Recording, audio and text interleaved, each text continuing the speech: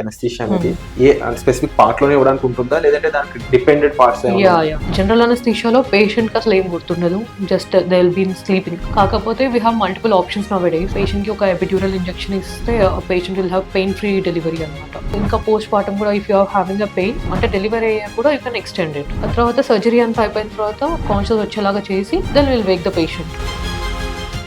Hi, hello, namaste, welcome back to iDream Media. జనరల్గా delivery టైంలోనూ అలాగే ఏదైనా సర్జరీ టైంలో కూడా ప్రతి ఒక్కరూ పేషెంట్ వాళ్ళ తరపు వాళ్ళు కూడా పెయిన్ ఎక్కువ ఉంటుందేమో అని చెప్పేసి రకరకాలుగా భయపడతా ఉంటారు. సో ఇలాంటి చాలా విషయాలపై ఒక అవగాహన లేనందుకు ఈరోజు మెడిస్టార్ హాస్పిటల్ నుంచి మనకి ఎనస్థిషియాలజిస్ట్ డాక్టర్ ఉమా గారు కొన్ని విషయాలు అయితే తెలియజేయబోతున్నారు. అవి ఏంటి, ఈ అందరూ అవేర్నెస్ కోసం చేస్తున్న వీడియో చివరి వరకు చూడండి. Hi ma'am. Hello. How are you ma'am? I'm good, how you? Fine ma'am. So ఇంట్రోలో చెప్పిన విధంగా చాలా మందికి సర్జరీస్ టైంలో, ముఖ్యంగా ఆడవాళ్ళకైతే లేబర్ టైంలో అంటే డెలివరీ టైంలో చాలా భయపడతా ఉంటారు. ఒక రకంగా వాళ్ళు అంటే మనసుకి ఎక్కువ తీసేసుకుంటూ ఉంటారు కూడా ఆ భయాన్ని. డాక్టర్స్ ఎక్కువ చెప్తా ఉంటారు అంత భయపడాల్సిన అవసరం లేదు అని చెప్పేసి. కానీ ఎందుకు భయపడాల్సిన అవసరం లేదు కాస్త క్లారిఫై చేస్తారు? ఎందుకు అంటే యూజువల్లీ మనకి డ్యూరింగ్ ప్రెగ్నెన్సీ ఆ ప్రెగ్నెన్సీ ఈవెంట్స్ అన్ని క్రాస్ అయిన తర్వాత వన్ ఆఫ్ ద మేజర్ మనకి మైండ్ లో ఉండే థాట్ ఏంటంటే పెయిన్ఫుల్ లేబర్ ఒకటి, లేదంటే ఇన్ కేస్ సిజేరియన్ అయితే ఆ పెయిన్ ఎలా ఉంటుంది అన్న థాట్ ఇమీడియట్గా వస్తుంది మనకి. కాకపోతే we have multiple options nowadays. Painless labour analgesia అనేది ఒకటి ఉంటుంది. It can be using drugs, normal tablets అక్కడ నుండి స్టార్ట్ చేసుకుని అసలు పెయిన్ లేకుండా మనం ఎపిడ్యూరల్స్ నుంచి అనస్థీషియా సైడ్ నుంచి వీ కెన్ యూజ్ లేబర్ అనాల్జీసియా అంటాం దాన్ని. పేషెంట్కి ఒక ఎపిడ్యూరల్ ఇంజెక్షన్ ఇస్తే patient will have pain free delivery అనమాట. ఎక్కడ కూడా పెయిన్ తెలియకుండా you can have a happy delivery. And ఆ టైంలో అంటే యూజువల్లీ ఇంజెక్షన్ అనేది ఇస్తారు అనేది కొంచెం అవగాహన ఉంటుంది. బట్ అది అంటే ఆ ప్రొసీజర్ ఇంకొంచెం ధైర్యంగా ఉండడానికి చాలా మంది ఇలా క్లారిటీ తెచ్చుకోవడానికి యూజువల్లీ ఆ టైంలో ఎంతసేపటికి ఇస్తారు, అది ఎంతసేపు నమ్నెస్ ఉంటుంది, కాస్త క్లియర్గా ఎక్స్ప్లెయిన్. షూర్. ఇప్పుడు మనకి నమ్నెస్ పెయిన్ అన్నది it will be different. Each patient will have a different episode of pain. ఇప్పుడు ఫస్ట్ టైం డెలివరీ అంటే ఇట్స్ దేర్ ఫస్ట్ టైం కాబట్టి they have to go through for lot of time. అదే multiple అంటే like second pregnancy ఓ third pregnancy అనేది it will be of less extent అనమాట. Usually మనం almost like second stage of labour అంటాము. అంటే pain ఇమ్మీడియట్గా initiate అయినప్పటి నుండి మనం ఇంజెక్షన్ స్టార్ట్ చేస్తే you can extend till delivery. ఇంకా అవసరము ఇంకా పోస్ట్ పార్టం కూడా if you are having a pain even postpartum అంటే డెలివరీ అయ్యా కూడా you can extend it. And ఈ ముఖ్యంగా సర్జరీస్ ఏదైనా సరే తీసుకున్నట్లయితే యూజువల్లీ ఈ ఇంజెక్షన్ అనేది లేదా ఈ అనస్థీషియా అనేది ఏ స్పెసిఫిక్ పార్ట్ లోనే ఇవ్వడానికి ఉంటుందా, లేదంటే దానికి డిపెండెంట్ పార్ట్స్? ఇవి చాలా టైప్స్ ఆఫ్ అనస్థీషియా ఉంటాయండి. యూజువల్గా మనం నార్మల్గా చూసుకుంటే రీజనల్ అనస్థీషియా అంటాం, జనరల్ అనస్థీషియా అంటాం, లోకల్ అనస్థీషియా అంటాం, ఇంకోటి జస్ట్ మానిటర్ అనస్థీషియా కేర్ అని ఉంటాయి. ఈ 4 టైప్స్ ఆఫ్ అనస్థీషియాస్ ఉంటాయి. జనరల్ అనస్థీషియాలో పేషెంట్కి అసలు ఏం గుర్తుండదు, just they will be sleeping. Surgery అంతా అయిపోయాక నిద్ర నుండి బయటకు వస్తారు. Then they just leaves on the OT. ఇంకో టైప్ ఆఫ్ అనస్థీషియా అంటే రీజనల్ అనస్థీషియా. అంటే అందులో వెన్నుముకకి ఒక చిన్న సూదిస్తాం అనమాట. ఆ సూది ఇచ్చిన తర్వాత ఎక్కడ కూడా పెయిన్ తెలియదు.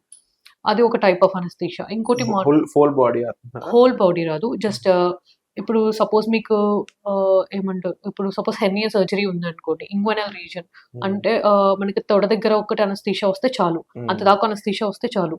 సో అక్కడ దాకా మనం ఈజీగా అనస్థీషియా మెయింటైన్ చేయొచ్చు. బొడ్డు కింద సర్జరీస్ వరకు మనం ఈ టైప్ ఆఫ్ అనస్థీషియా యూజ్ చేయొచ్చు. స్పైనల్ అనస్థీషియా అంటాం.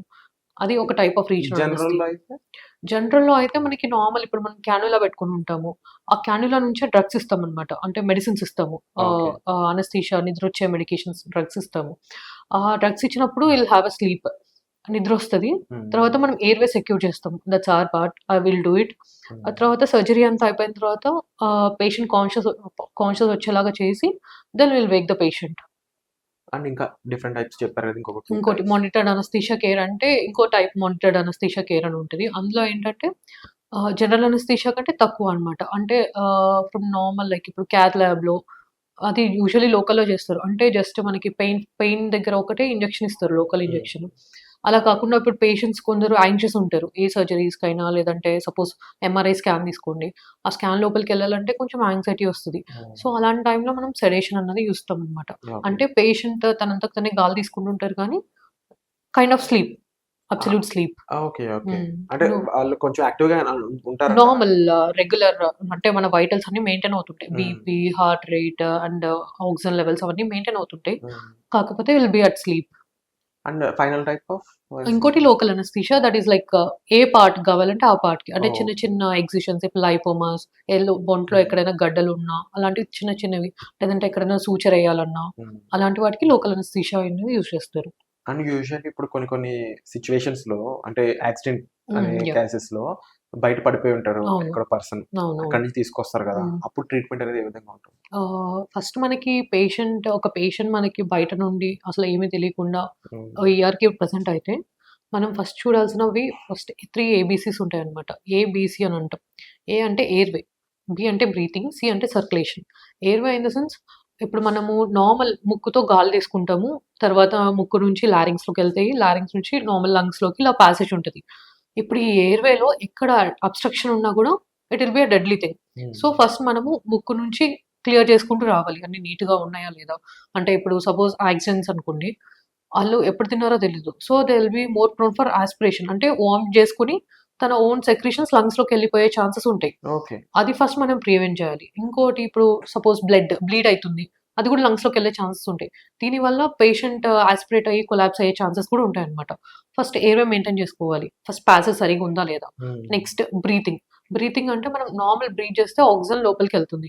ఇప్పుడు అలా బ్రీత్ చేయని సిట్యుయేషన్స్‌లో మనం సప్లిమెంట్ చేయాలి బ్రీత్. అంటే లైక్ ఆక్సిజన్ కనెక్ట్ చేసుకోవడం. లేదు ఇంకా వర్స్ అని ఉంటే వెంటిలేటర్ కనెక్ట్ చేసుకోవడం ఇంట్యుబేట్ చేసి ఇలా. ఇంకోటి circulation. Circulation in the sense ఇప్పుడు మన బాడీలో హార్ట్ రేట్ ఎలా ఉంది? బీపీ ఎలా ఉంది? ఇవన్నీ సర్క్యులేషన్ డిటర్మైన్ చేస్తదనమాట. ఒకవేళ ఎక్కువ వాల్యూమ్ లాస్ అంటే ఇప్పుడు బయట రోడ్ ట్రాఫిక్ యాక్సిడెంట్ అయ్యి ఎక్కువ బ్లీడ్ అయితే ఆళ్ళకి బీపీ తక్కువుండడం, లేదంటే హార్ట్ రేట్ పెరిగిపోవడం, లేదంటే హార్ట్ రేట్ ఒక్కొక్కసారి తెలియకపోవడం ఇలాంటి సిట్యుయేషన్స్ ఉంటాయన్నమాట. ఆ సిట్యుయేషన్స్‌కి తగ్గట్టు మనం బీపీ అవన్నీ మెయింటైన్ చేసుకుంటూ ఉండాలి. ఫస్ట్ ఎమర్జెన్సీ మేనేజ్‌మెంట్ 3 అన్నమాట. హ్మ్. ఏబీసీ అని అంటాం. దాని తర్వాత మనం నెక్స్ట్ ఎక్కడ డిసేబిలిటీ ఉంది అనేది చెక్ జేసుకోవాలి. ఓకే. అంటే మ్యామ్ ఇనిషియల్‌గా చెప్పారు గదా! ఇప్పుడు ఆ పర్సన్ వచ్చాక కొంచెం లంగ్స్‌లోకి కూడా వెళ్ళిపోయే అవును. సిట్యుయేషన్‌లు ఉంటాయి. హ్మ్. అలా వెళ్తే అప్పటి సిట్యుయేషన్ ఏంటి? అలా ఎళ్తే అంటే డిపెండ్స్ ఆన్ ద కంటెంట్ ఎంత ఎళ్ళింది అన్నది. ఇప్పుడు సపోజ్ ఒక పెద్ద సాలిడ్ పార్టికల్ ఎళ్ళిందనుకోండి. హ్మ్. ఆ ఎళ్ళిన సైడ్ అంతా లంగ్ కొలాప్స్ అవుతది. ఓకే. ఎయిర్ ఎంటర్ అవ్వకుండా కొలాప్స్ అయిపోతది. సో, ఒక లంగే ఉంటది అఫిషియల్‌గా. అలాంటి టైంలో మనం ఏం చేయాలంటే పేషెంట్‌ని ఎయిర్‌వే సెక్యూర్ చేసి నేను చెప్పినట్టు అదే వెంటిలేటర్ పెట్టడమో ఏదన్నా అబ్‌స్ట్రక్ట్ అయిన పార్ట్‌ని తీసేయాలి. లేదు లంగ్స్‌లోకి వాల్యూమ్ అంటే లైక్ ఫ్లూయిడ్ ఎళ్ళిందనుకోండి. అది ఇన్ఫెక్ట్ అవ్వకుండా చూడాలి ఫస్ట్. ఓకే. దాని నుంచి ఏమైనా ఇన్ఫెక్షన్స్ వస్తున్నాయా లేదా అని చూసి దానికి తగ్గ యాంటీబయోటిక్స్ అలా పెట్టి మనం ట్రీట్మెంట్ స్టార్ట్ చేసుకోవాలి. యూజువల్లీ ఎలాంటి కేసెస్‌లో అనెస్థీషియా అనేది అసలే హ్మ్. ఇవన్నీ చేశాక స్టార్ట్ అవుతుందన్నారు కదా! అవును. సో, ఆ తర్వాత అంటే స్పెసిఫిక్ అంటే డ్యామేజెస్ అనేవి హ్మ్. ఉంటాయి బాడీ మీద. హ్మ్. దాన్ని ఎలా ట్రీట్ చేస్తారు? దానికి ముందు అనెస్థీషియా ఎలాంటి పార్ట్స్‌కి హ్మ్. ఇస్తారు? మీరన్నట్టు ఇందాక ఏ టైప్ యూజ్ చేస్తారు? అంటే డిపెండ్స్ అండి. ఇప్పుడు ఆర్‌టిఐ వచ్చిందనుకోండి, ఆళ్ళకి మల్టిపుల్ ఫ్రాక్చర్స్ ఉంటాయి. ఓకే. ఆర్‌టిఐ అనంగానే ఎక్కడెక్కడ డ్యామేజెస్ ఉన్నాయో మనం ఫస్ట్ అసెస్ చేసుకోవాలి. హ్మ్. ఫాస్ట్ అని స్కాన్ చేసుకుంటాము. అంటే మన బాడీలో ఎక్కడెక్కడ అంటే emergency ultrasound kind of thing అది. ఎక్కడెక్కడైతే క్యావిటీస్ ఉంటాయో బాడీ క్యావిటీస్ దాంట్లో ఫస్ట్ స్కాన్ చేసుకుంటాము. అక్కడెక్కడ ఫ్లూయిడ్ లాస్ లేదు అనంగానే ఓకే. వి ఆర్ సేఫ్ అన్న సిట్యుయేషన్‌లో ఉండొచ్చు. తర్వాత నెక్స్ట్ అసెస్ చేస్తాము. ఏమైనా ఫ్రాక్చర్స్ ఉన్నాయా? ఇప్పుడు సర్జరీతో బెనిఫిట్ ఉంటదా? లేదా? హ్మ్. లేదు సర్జరీతో బెనిఫిట్ లేకపోతే అట్‌లీస్ట్ ఇప్పుడు కన్జర్వేటివ్ మేనేజ్‌మెంట్ ఉంది. కన్జర్వేటివ్‌లీ హి ఈస్ ఫైన్. వైటల్స్ అన్నీ మెయింటైన్ చేస్తున్నారు అంటే విల్ టేక్ ఫర్ సర్జరీ. ఏమైనా కాలు ఫ్రాక్చర్స్ ఉంటే విల్ టేక్ ఫర్ ఇప్పుడు పెల్విక్ ఫ్రాక్చర్ ఉంటది. అది అంటే హిప్ బోన్ ఫ్రాక్చర్ అనమాట పెల్విస్ అంటే. అక్కడ ఫ్రాక్చర్ అయినప్పుడు కైండ్ ఆఫ్ ఎమర్జెన్సీ సర్జరీ. అది వైటల్స్ ఎలా ఉన్నా we definitely have to take it for surgery అనమాట. అట్లా కేస్ టు కేస్ వేరీ అవుతూ ఉంటది. మ్యామ్ ఇప్పుడు ఇందాక కేసే తీసుకున్నట్లయితే ఎవరైనా రోడ్ సైడ్ హ్మ్. ఇష్యూ అయింది. యాహ్! యాక్సిడెంట్ లాంటిది. ఆ టైంలో సిపిఆర్ హ్మ్. గాని దానికి సంబంధించిన ప్రాసెస్ గాని ఏ విధంగా ఉంటుంది? ఫస్ట్ ఒక పేషెంట్ మన ముందు ఒక పేషెంట్ అన్‌కాన్షియస్ అవుతే, ఫస్ట్ మనం చేయాల్సిన స్టెప్ ఏంటంటే, ఫస్ట్ సీన్ సేఫ్టీ ఇంపార్టెంట్. హ్మ్.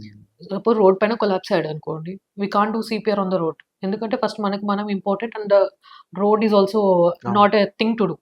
సో, పేషెంట్‌ని ఒక సేఫ్ సిట్యుయేషన్‌కి మూవ్ చేయాలి. మూవ్ చేసిన తర్వాత ఇప్పుడు పేషెంట్ దాన్ని సీన్ సేఫ్టీ అంటాం. అది వెరిఫికేషన్ అయిన తర్వాత నెక్స్ట్ పేషెంట్స్‌ని లేపాలి. అంటే వాళ్ళ పేరు తెలిస్తే పేరు పిలవడం. లేదు తెలియకపోతే అట్‌లీస్ట్ భుజాల పైన లేదంటే ఈ ఛాతీ పైన తట్టడం చేయాలి. ఒకవేళ రెస్పాన్సివ్ లేరు అనుకోండి, ఇమ్మీడియేట్‌గా ఎవరైనా హెల్ప్ అడగాలి. హెల్ప్ తీసుకొని అంబులెన్స్‌కి కాల్ చేయమని చెప్పాలి.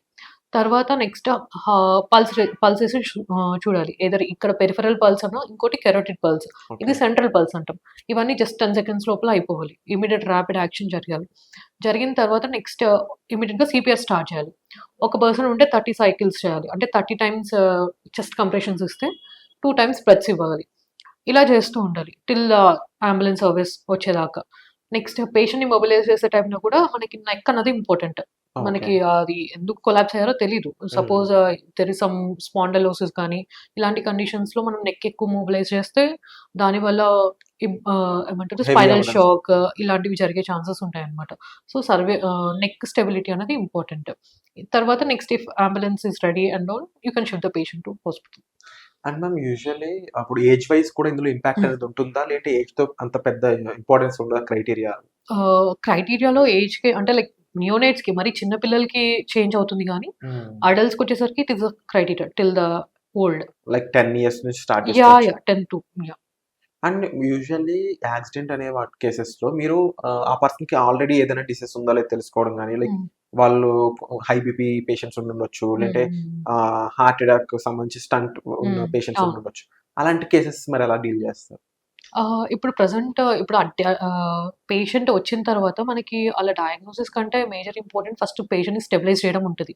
మనకి పేషెంట్ స్టెబిలైజ్ చేయడం ఇన్ ద సెన్స్ వాళ్ళ బీపీ ఎక్కువున్నా తగ్గించడం చేయాలి. లేదంటే తక్కువున్నా పెంచడం చేయాలి. అంటే ఒక ఆప్టిమమ్ లెవెల్‌కి తీసుకురావాలి. వాళ్ళకి స్టంటింగ్ ఉంటే మనకి కార్డియాక్ స్టేటస్ మనము చేసుకునే స్కాన్స్‌లో మనకు అర్థమైపోతది.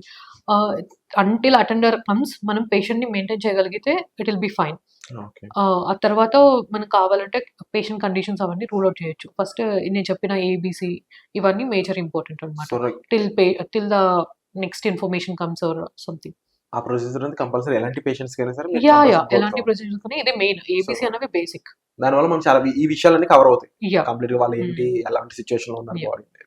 అండ్ కమింగ్ టు మళ్ళీ ఉమెన్ వాళ్ళకి ఇప్పుడు బిఫోర్ ప్రెగ్నెన్సీ కొన్ని హ్మ్. అంటే ఉమ్ము నీరు రావడం ఇలాంటివి హ్మ్. జరుగుతుంటాయి కదా! అంటే సడెన్‌గా మళ్ళీ ఒక్కొక్కసారి సిజేరియన్ కూడా అవుతా యాహ్! ఉంటుంది. యాహ్! ఆ టైంలో మీరు చెప్పిన యాజ్ ఇట్ ఈజ్ ప్రొసీజర్ ఉంటుందా? లేకపోతే ఇంకొంచెం కంఫర్ట్ ప్రొసీజర్ లేదు. ఏమైనా? లేదు. ఇప్పుడు సపోజ్ నేను చెప్పిన లేబర్ అనాల్జీసియా, ఎపిడ్యూరల్ అని చెప్పాను కదా! దాంతోనే మనం కావాలంటే సిజేరియన్ కూడా కన్వర్ట్ చేయొచ్చు. ఓకే. ఓకే. మళ్ళీ కొత్త ఇంజెక్షన్ ఏమి ఉండదు. దానికి హ్మ్. అది ఎలా ఉంటదంటే ఒక పేషెంట్ కంట్రోల్డ్ అనాల్జీసియా అన్నమాట. అంటే ఇప్పుడు పేషెంట్‌కి పెయిన్ వచ్చిందనుకోండి, ఇమ్మీడియేట్‌గా మనకి ఇన్ఫర్మేషన్ రాగానే మనం ఇమ్మీడియేట్‌గా డ్రగ్ నార్మల్ ఇప్పుడు మనకి క్యానులా పెడతారు కదా! సేమ్ అలానే వీపుకు ఉంటదన్నమాట. ఓకే. ఓకే. అక్కడి నుండి మనం డ్రగ్ ఇస్తే ఏ లెవెల్ కావాలంటే అనస్థీషియా ఆ లెవెల్‌లో వస్తది. అండ్ కొంతమంది కాస్త ఓల్డ్ ఏజ్ లైక్ 35 ప్లస్ తర్వాత హ్మ్. కూడా ఈ మధ్యన ప్రెగ్నెంట్ అవుతూ యాహ్! ఉన్నారు. సో, ఈ అనస్థీషియా అంటే యూజువల్లీ కొంతమందికి ఏజ్ బట్టి కూడా హ్మ్. ఇంపాక్ట్ ఉంటుంది. హెవీ అవును. ఇది అవును. వెళ్ళకుండా హ్మ్. చూసుకోవాలని అంటూ ఉంటారు కదా! ఆ కేసెస్‌ని ఎలా డీల్ చేస్తారు?